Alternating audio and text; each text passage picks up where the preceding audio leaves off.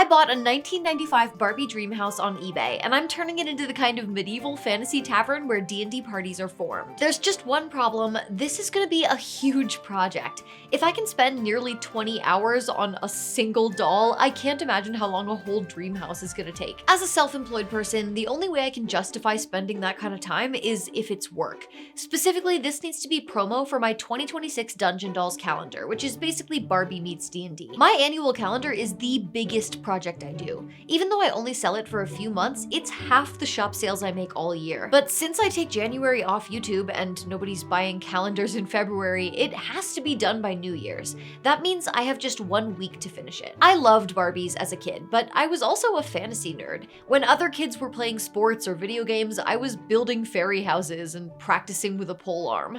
Well, it was a mop handle, but I did my best. My dolls were more likely to be training as knights or surviving in the wilderness than going to the mall. So I want to make the dream house that my younger self would have completely lost her mind over. I'm thinking a Tudor-style look with stone on the bottom floor and the tower, and stucco and wooden beams for the upper floor. And of course, it needs to be covered in ivy. Terrible for the masonry, but that's the price we pay for aesthetic. I want a classic medieval tavern feel. One of the characters in my calendar is Cleo. She's a tiefling bard, so taverns are basically her natural habitat.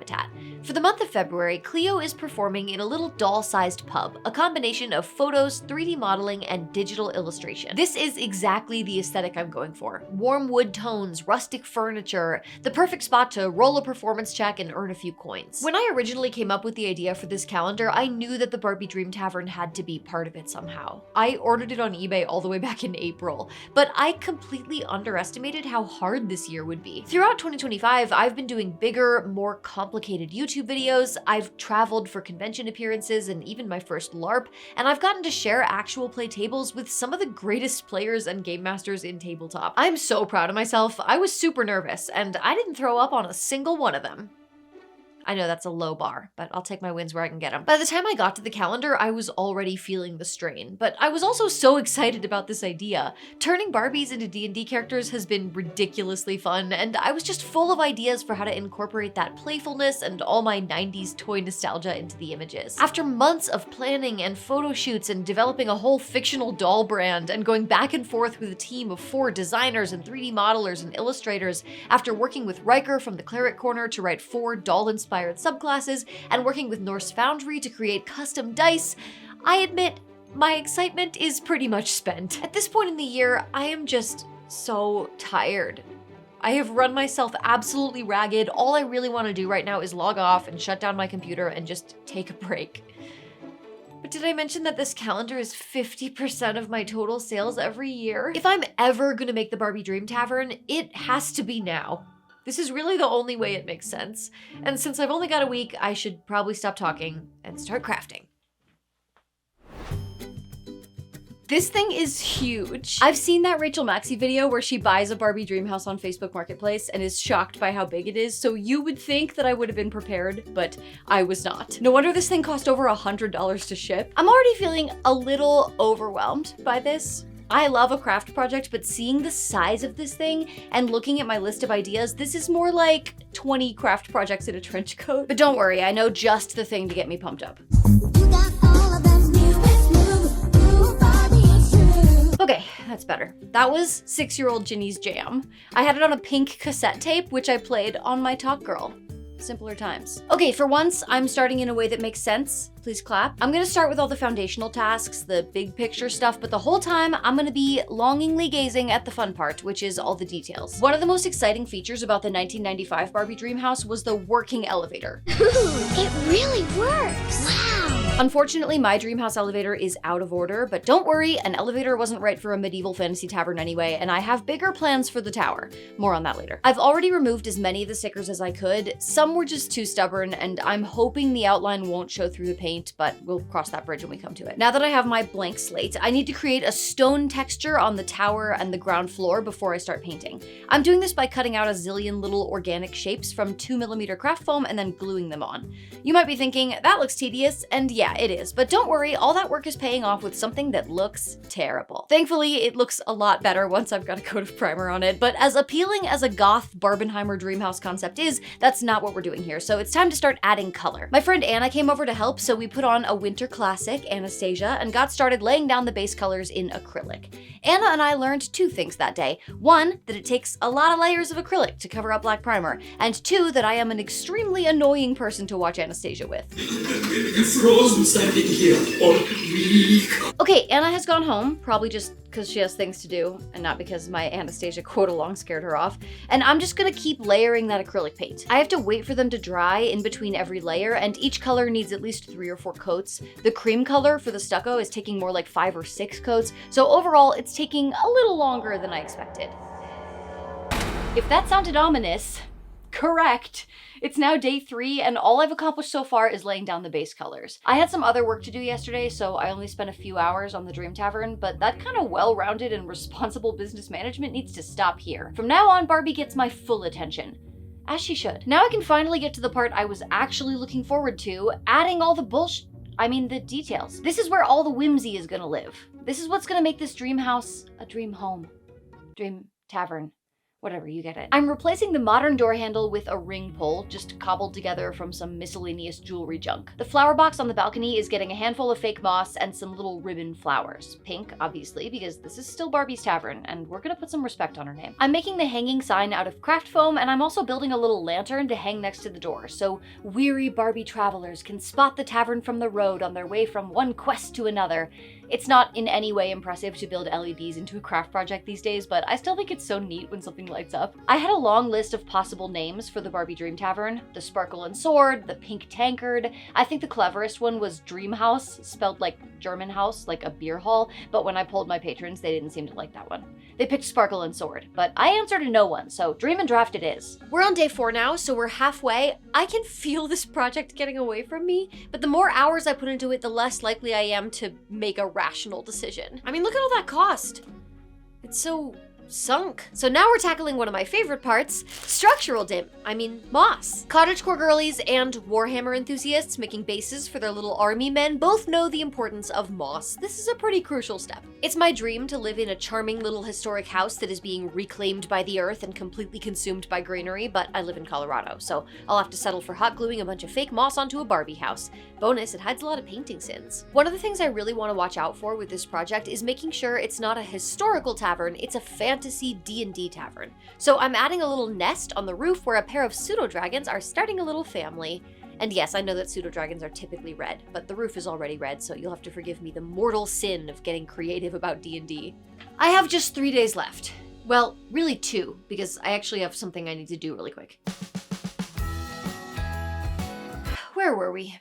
Oh, right, losing control of an already excessive project. Something about seeing the interior through the windows is just ruining the look for me. Some of the windows have stained glass, which I'm keeping, but most of the windows are empty. So I'm taking some transparency film, adding a lattice pattern with strips of black contact paper, frosting them lightly with a matte sealant, and gluing them into the windows.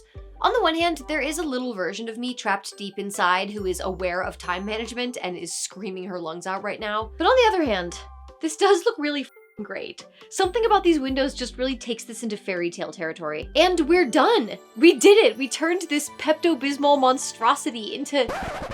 Wait, why is there still so much video left? You guys ever forget that houses have insides? Do you ever feel sick to your insides? I was so enchanted by the power of moss and latticed windows and uniquely colored pseudo-dragons that I somehow managed to block out the knowledge that the original plan was to remake this entire house. Yeah, insides included. Unfortunately, that has left me in an incredibly stupid position. I have 1 day left to do the entire inside of the tavern. It's Friday night and this video is supposed to go up Wednesday, but I still need time to write the script and film the intro and stuff, and my editor needs time to turn all of this nonsense into a video. Welp. So if I've learned anything so far, other than don't let HGTV shows mislead you into thinking home renovation is quick, it's that hand painting a zillion layers of acrylic paint is not the move. I made an early morning hardware store run, and I am now armed and dangerous. I'm starting with an all-over coat of the second most exciting color, dark brown, since that's gonna be the floors and all the trim. Back in April, I was like, I'll cut out popsicle sticks and use them as planks to do the whole floor in real wood, and then I'll stain it. Man, the folly of youth, right? The floor will be brown, and we'll all like it. Now I'm taping off the windows and trim so I can do a coat of the #1 most exciting color, off-white. Am I right, Pantone? A thing people often forget is that the inside of places often has furniture, whereas the outside doesn't. Did you know? Wow, you're very smart. I was just thinking if I could find some items to modify instead of building everything from scratch, that would probably save me a lot of time. So I'm gonna head to my local Goodwill, which always has shelves and shelves of just junk, and see what I can find. I have just arrived at Goodwill. I really want to hang tapestries on the walls. My hope is to find like a, you know, like an old lady pillow or something that's like kind of embroidered that I could cut up and turn into a little tapestry and just see if there's anything useful there. Absolutely unprecedented absence of tchotchkes today. I don't know if they just cleared shelves or what, but it is empty in here. Empty. Empty shelves. Why? Well, that wasn't very productive. The store was completely cleaned out, I think from the holidays, I guess. They said they got hit really hard last week. I did get some nice sweaters, but that isn't what I came for. I could go to another Goodwill, but I don't know. It's already like 4 o'clock. I'm just so used to this Goodwill being full of little knickknacks and little gizmos and gadgets and who's what's. And just who's'em wasn't. Disappointing trip, honestly. I went to 2 different Goodwills and they were just cleaned out. These are both things I'm considering for the bar.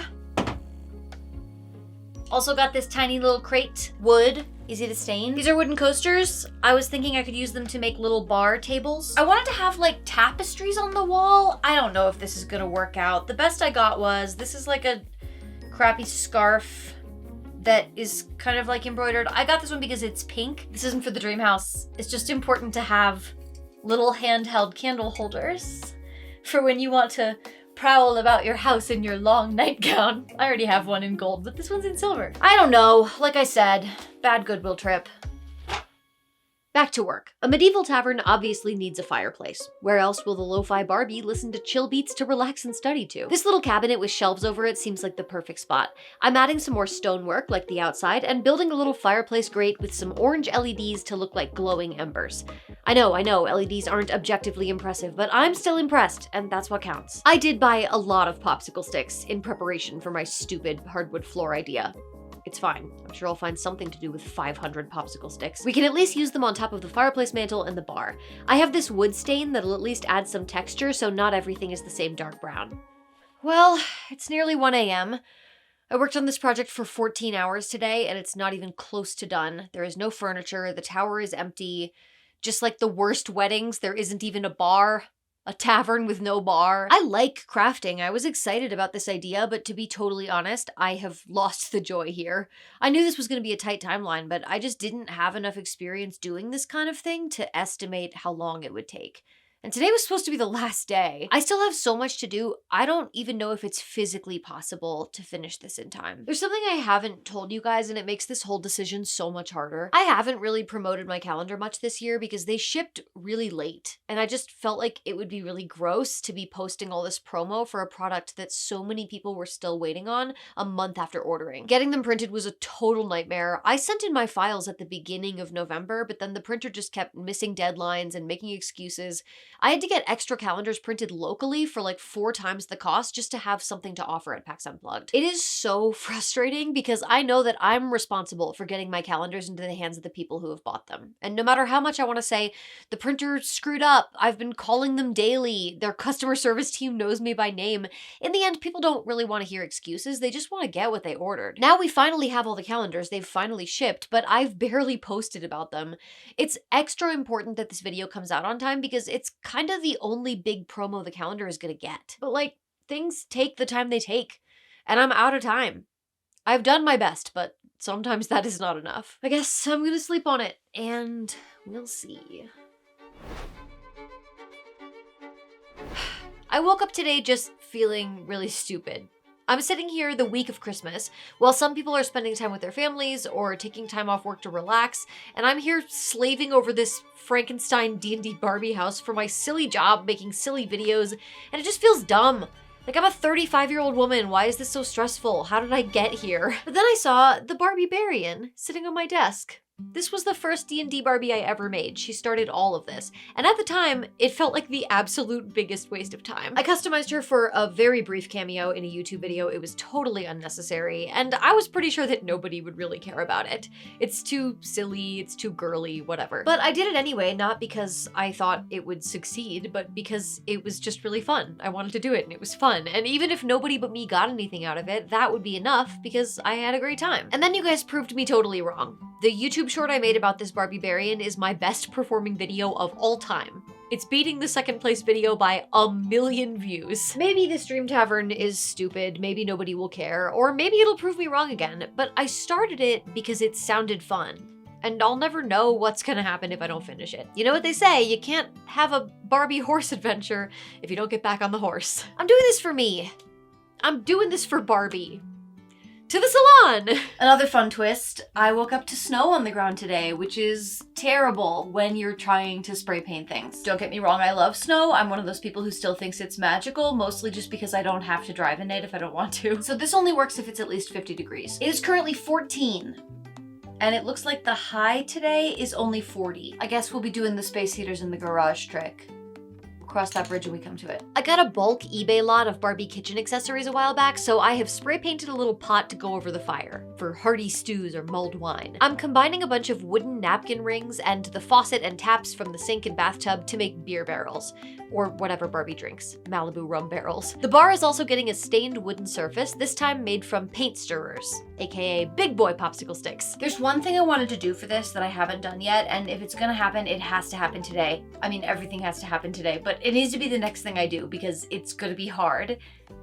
I actually don't even know if it's possible. There used to be an elevator in this tower, but now there's no way to get up and down. And my thought was, since it's a tower and it's round, why not make a spiral staircase? A lot of spiral staircases seem to be built around a central post. That's why I'm holding this dowel and brandishing it. There are a few problems to face here. One is that if I build it like into the structure, this won't be able to close anymore. I would really like to be able to close this Dream Tavern up again. Also, because if it isn't closed, it actually doesn't fit out of this doorway. That means the staircase needs to be removable. I found a blog about how to calculate the dimensions of a spiral staircase. Length of helical staircase equals pi times radius times angle of rotation divided by 180. So yeah, I guess I'm gonna do some math now. Turns out some generous souls have created spiral staircase calculators online, which is great because it's been a long time since I've used pi for anything other than an excuse to eat baked goods on March 14th. Mine is being calculated in inches rather than feet, but hopefully it'll be close enough. I'm cutting the stairs out of a thicker 5mm foam to try and give it a little structural integrity, and then doing the risers out of the same thinner foam that I used for the stonework. I'm also upgrading my center dowel to a thicker one because I want to make sure the foam has something keeping it in place. I gotta say, I was so nervous about these stairs, but once I started gluing them together, it took shape so fast. I'm testing to make sure it fits into the tower and then adding a little banister for OSHA compliance. Fun fact, these are Barbie salt and pepper shakers on the top of the posts. Okay, the staircase actually came together a lot more easily than I was anticipating. It turns out doing research and doing math, that'll serve you well, I guess. It's 35 degrees outside. Oh, 36. This is as warm as it's gonna get all day. So here's what I'm gonna do. I'm gonna go start our 2 space heaters in the garage while I prime this. And then hopefully by the time the prime is dry, the garage will be at least 50. And then I'll be able to spray paint it. I guess we'll see. I'm priming everything with Flex Bond so that the foam can still bend without anything flaking off. And miracle of miracles, with 2 space heaters, I was able to get the garage just barely above the minimum temperature for spray paint. I'm giving it a coat of that same dark brown that we're using for all the wood, and then we'll leave it out here to dry. While I'm waiting for the stairs to dry, I'm giving the whole interior a dark brown wash. It just makes the whole place look very authentically unclean. I'll bet they've got rats. I'm also painting this wardrobe in a lighter brown just for some contrast against all the dark brown. Now that the stairs are dry, I'm giving them some highlights and then desperately hoping it still fits properly into the tower. I don't know what would have changed. It fit before and all I did was paint it, but sometimes craft projects just decide to be mean to you. But it fits, and it looks so good. For the bedroom, I want to do something like a crown canopy, which is where you have a little structure over just the head of the bed, and then the canopy trails down from that. I want one of these in real life, but unfortunately I have cats who would definitely see it as a challenge. I also gave the bed that came with the dream house a coat of cream paint, and I'm just adding a little pink detail to match the canopy. Now we need somewhere for tavern patrons to sit. I'm gluing a coaster to a candle holder to make a little pub table, and then we're just whipping up a bunch of bar stools from scratch using foam and wooden dowels. They're not great, but I'm making 4 of them because the cheerleader effect applies to props too. The more of them there are, the better they all look. It's getting late, but we're nearly there. We're just filling in with accessories now. Cutting a vaguely bear-shaped rug out of the shortest pile of faux fur I have, and gluing some tiny flowers into a jar for bedroom decor. What kind of D&D tavern would this be if there wasn't a quest board? I'm just freehanding these in pen onto little scraps of paper because at this point, I have transcended fear. It's gonna go right next to the door so adventurers can easily ignore it and have a 45-minute conversation with the bartender instead. I think it's done. I mean, I could easily spend another week on this. The list of things I wanted to do and just didn't have time for is like a whole Barbie long.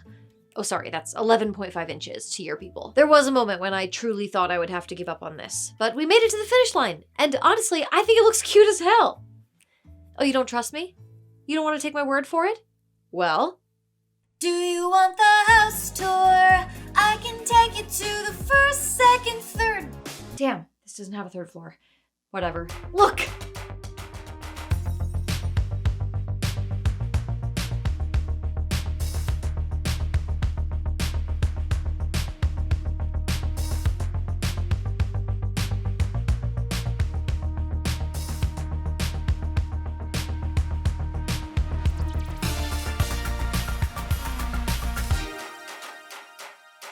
The outside of the property has been newly renovated. As you can see, the masonry is absolutely top-notch. We had a barbarian contractor cut and place all the stonework, and there were very few deaths. The evil spirits haunting the grounds upon which the tavern sits are no more, courtesy, of course, of the local necromancer, although she insisted on capturing the spirits instead of exorcising them. For later use, she said. I'm sure it's fine. Can you hear those calming waves? This location is just off the coast, but definitely don't go there. Trust me, you don't want to meet what lives there. As a matter of fact, let's go inside. As you can see, the tavern has a spacious and fully furnished ground floor, complete with a window seat and a toasty fire. It's perfect for hosting events. We even have an in-house bard who can provide music, entertainment, and inappropriate advances to your guests for a small fee. Here you'll also find the newly refurbished kitchen and bar, ready to feed those hungry adventurers who have worked up an appetite going on quests. If you'll look to your left, no, not